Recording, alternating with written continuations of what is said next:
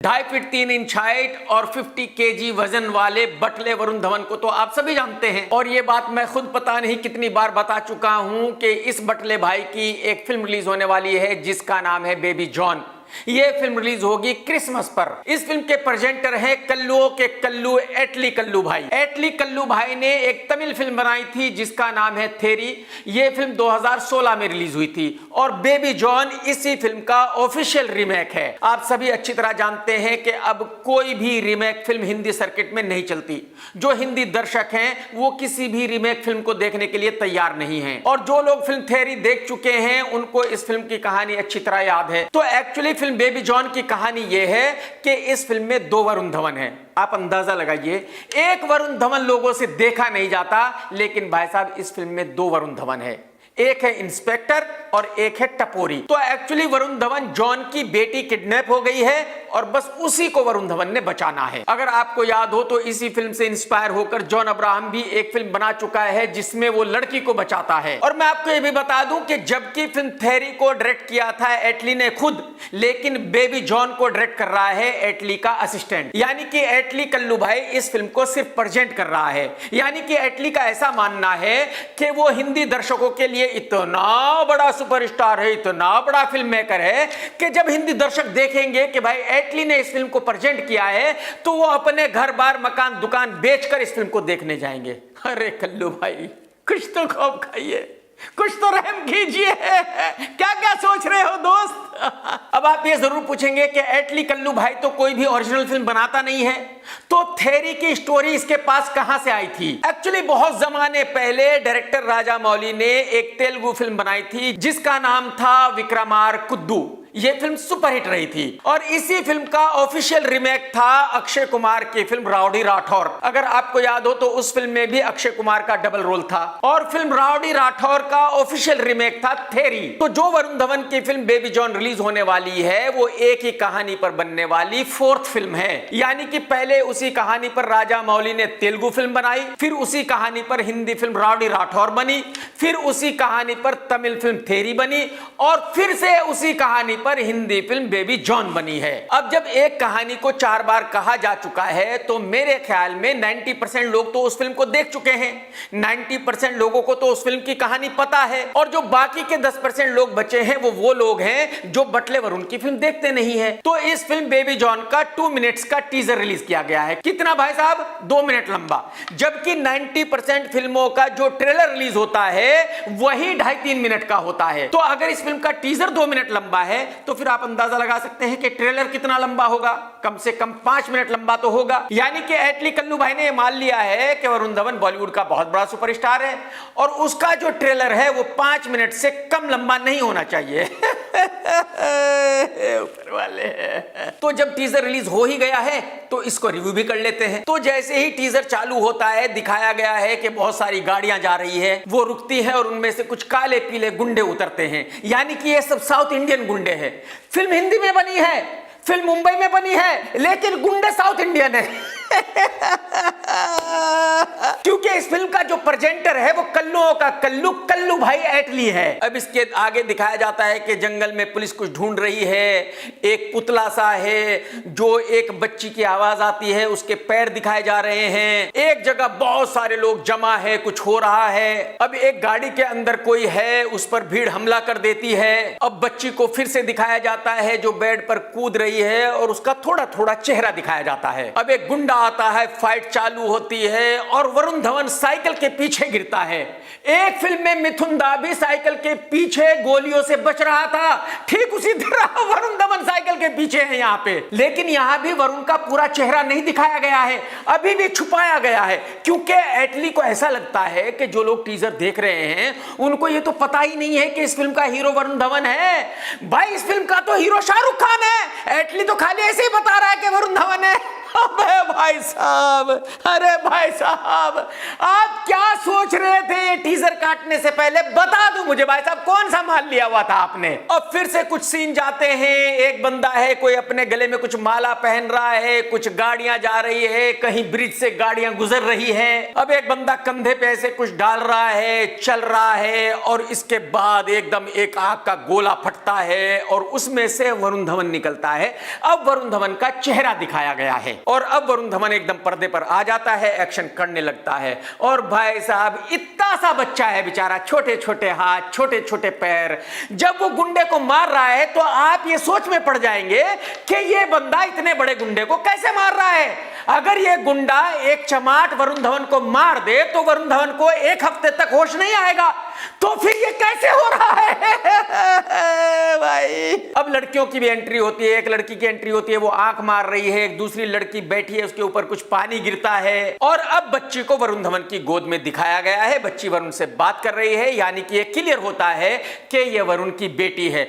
और अब दूसरे वरुण की एंट्री होती है, जो पुलिस वाला है, वो भी एक्शन कर रहा है। अरे मेरे भाई, वरुण भाई, वरुण भाई, हिम्मत है आपकी दोस्त, आप एक्शन करोगे भाई साहब। मतलब शर्म नहीं आई आपको ये सीन शूट करते हुए भाई जी? और भाई साहब, अब आगे कुछ सीन जाते हैं, वरुण धवन गोलियां चला रहा है, एक्शन हो रहा है और कुछ एक्शन सीन जाने के बाद वरुण धवन का पहला डायलॉग आता है, जिसको वो खिंचाते हुए बोलता है। इस लौंडे को एक्टिंग तो आती नहीं है, डायलॉग भी बोलने नहीं आते।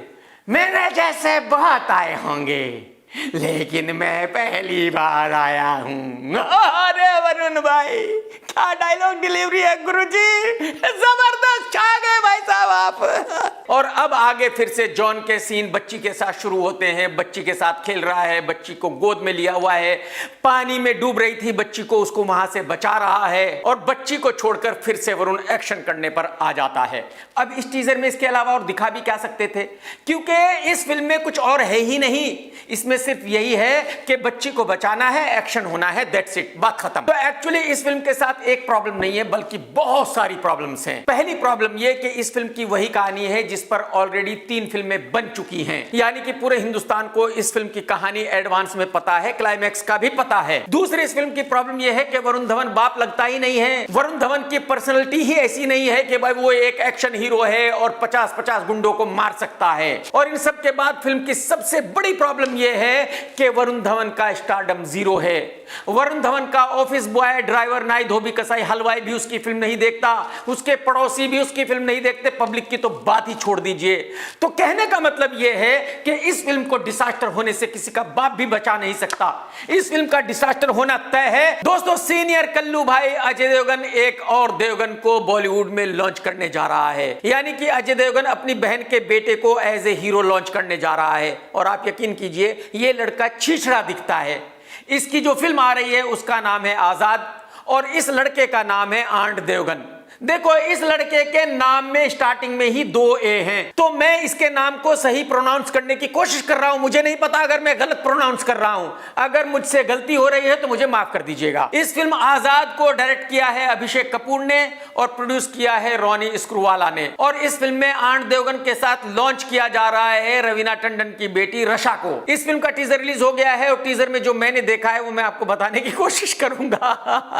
टीजर शुरू होता है और एक औरत की आवाज में बताया जाता है हल्दी घाटी के युद्ध के बारे में। एक्चुअली इतिहास में हल्दी घाटी युद्ध बहुत ही फेमस युद्ध है। यह युद्ध हुआ था महाराणा प्रताप और मुगलों के बीच में। महाराणा प्रताप की सेना में थे तकरीबन 8 से 10 हजार लड़ाके और मुगलों की सेना बहुत बड़ी थी, 40,000 लड़ाकों की। यही वजह है कि महाराणा प्रताप ने इस जंग को खुले मैदान में नहीं लड़ा था, बल्कि हल्दी घाटी में लड़ा था, क्योंकि हल्दी घाटी बहुत चौड़ी नहीं थी। तो महाराणा प्रताप ने ऐसा सोचा था कि 40,000 लड़ाके एक साथ हल्दी घाटी में अंदर नहीं आ पाएंगे, जितने हम अंदर जाएंगे उतने ही वो अंदर आएंगे और यही वजह है कि हम जंग जीत लेंगे। लेकिन ऐसा नहीं हुआ था, महाराणा प्रताप की इस जंग में हार हो गई थी। मैं आपको यह भी बताना चाहूंगा कि महाराणा प्रताप का जो सेनापति था वो था मुस्लिम और महाराणा प्रताप की सेना में बहुत सारे लड़ाके अफगानिस्तान से थे, यानी कि मुसलमान मुगलों के खिलाफ लड़ने के लिए मुसलमान ही महाराणा प्रताप की हेल्प कर रहे थे। महाराणा प्रताप का घोड़ा बहुत ही कमाल का घोड़ा था जब महाराणा प्रताप जंग से भागा तो उसके घोड़े ने एक इतनी बड़ी खाई के ऊपर से जंप कर दी जिस खाई के ऊपर से कोई भी घोड़ा जंप नहीं कर सकता, और अपने मालिक महाराणा प्रताप को बचा लिया था। यही वजह है कि महाराणा प्रताप का घोड़ा इतिहास में बहुत ही फेमस है। तो इस फिल्म में अजय देवगन को महाराणा प्रताप दिखाया गया है और उसी जंग को दोहराया गया है और महाराणा प्रताप के घोड़े के बारे में बात की गई है। अब नए हीरो आनंद देवगन की एंट्री होती है और वो कहता है कि नानी मुझे नहीं लगता कि मैं इस घोड़े को कभी ढूंढ पाऊंगा, और अब इस भाई की शक्ल दिखाई जाती है और इस भाई की शक्ल देखकर आप में से सभी लोग यही कहेंगे कि अगर ये भी हीरो बन सकता है तो आप हीरो क्यों नहीं बने हो? आप हीरो इसलिए नहीं बने हो कि आपके मामा सीनियर कल्लू भाई अजय देवगन नहीं है, उसके मामा सीनियर कल्लू भाई अजय देवगन है, तो जाहिर सी बात है वो हीरो ही बनेगा।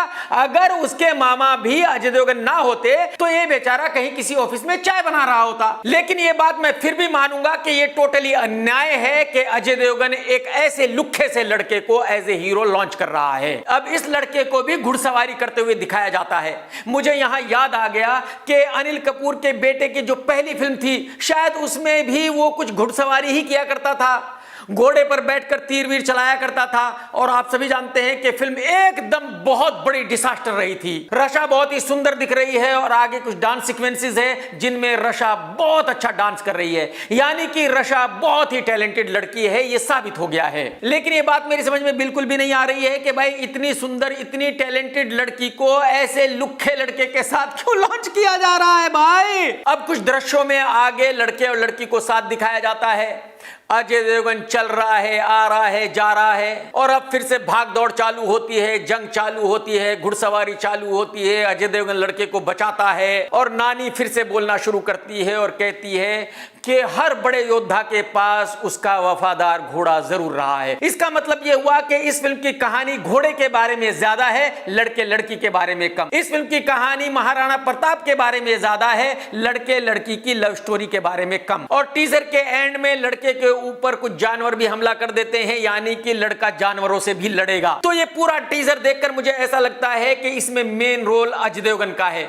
क्योंकि जो इस फिल्म के बनाने वाले हैं उनको ऐसा लगता है कि भाई अगर अजय देवगन एक फिल्म में है तो फिर हिंदुस्तान की पब्लिक अपना मकान दुकान घर बार बेचकर उस फिल्म को देखने जाती है। यह अलग बात है कि आज की तारीख में अजय देवगन की फैन फॉलोइंग जीरो है। आप सभी को पता है कि अजय देवगन की फिल्म औरों में कहां दम था का क्या हाल हुआ, कुत्ता भी देखने नहीं गया। आप सभी को पता है कि अजय देवगन की फिल्म भोला का क्या हुआ, कुत्ता भी देखने नहीं गया। कहने का मतलब यह है कि डायरेक्टर अभिषेक कपूर जो सोच रहा है वो बिल्कुल ही गलत है।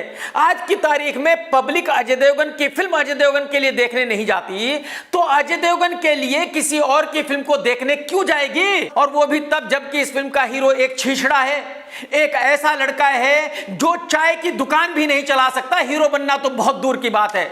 तो मैं गारंटी से आज ही कह सकता हूं कि इस फिल्म को डिसास्टर होने से कोई नहीं बचा सकता। इस फिल्म का सुपर डुपर डिसास्टर होना तय है, गारंटी है। अभिषेक बच्चन की एक फिल्म आ रही है जिसका नाम है आई वांट टू टॉक।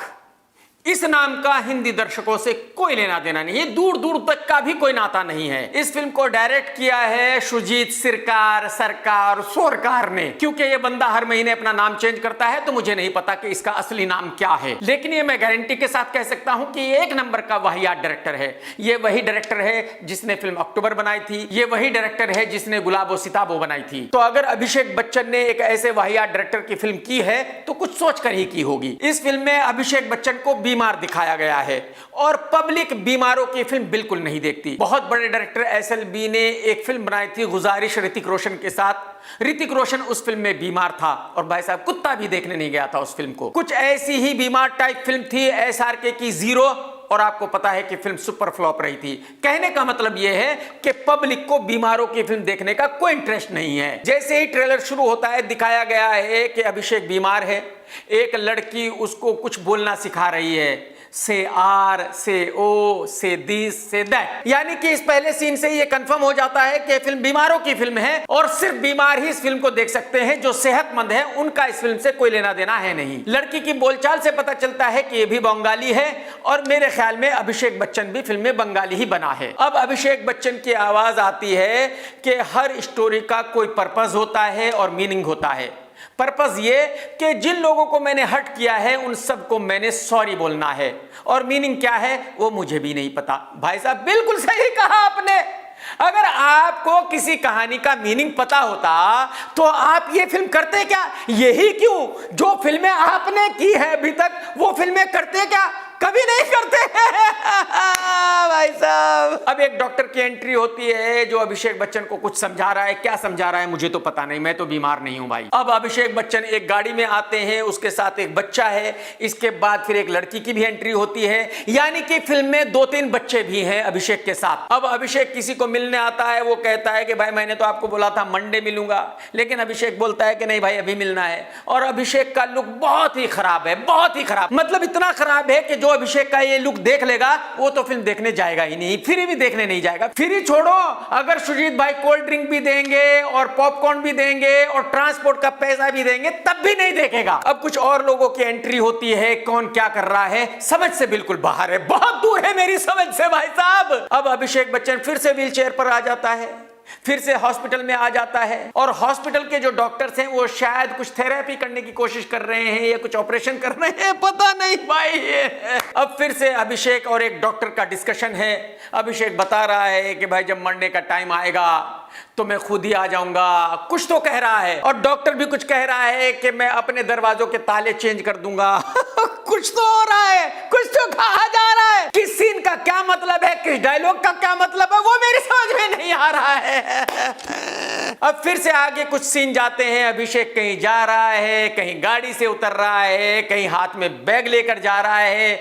एक फॉरेनर औरत की भी एंट्री होती है, वो भी कुछ कह रही है। इस फिल्म के राइटर हैं रितेश शाह, वही रितेश शाह जिसने अपनी लाइफ में एक से एक वाहियात फिल्म लिखी है भाई साहब। ये ट्रेलर देखकर मैं ये कह सकता हूं कि इसको ट्रेलर कहना बिल्कुल गलत है, इसको चुतियापा कहा जाए तो बिल्कुल परफेक्ट है। मैं आपको ये बता दूं कि इस फिल्म को शूट किया गया था अमेरिका में 2022 में जब कोरोना चालू था, और तब से अब तक सुजीत सरकार इस फिल्म को किसी कॉर्पोरेट हाउस को बेचने की कोशिश कर रहा था। सभी कॉर्पोरेट हाउसेस ने इस फिल्म को देख लिया और सब ने हाथ जोड़ लिए सुजीत के सामने।